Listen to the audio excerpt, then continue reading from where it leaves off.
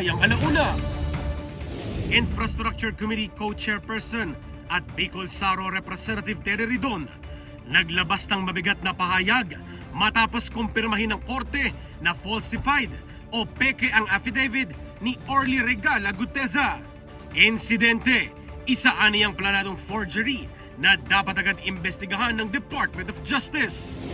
Lanao del Sur 1st District Representative Zia Alonto Adyong nagpahayag ng pakikiramay sa pamilya ng nasawi sa sagupaan sa Tipo-Tipo, Basilan.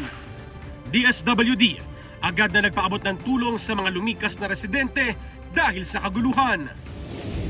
Pangulong Ferdinand R. Marcos Jr. matagumpay na lumahok sa idinaos na 47th ASEAN Summit and related summits. Pangulo, tiniyak ang kahandaan ng Pilipinas sa pag-host ng ASEAN sa susunod na taon.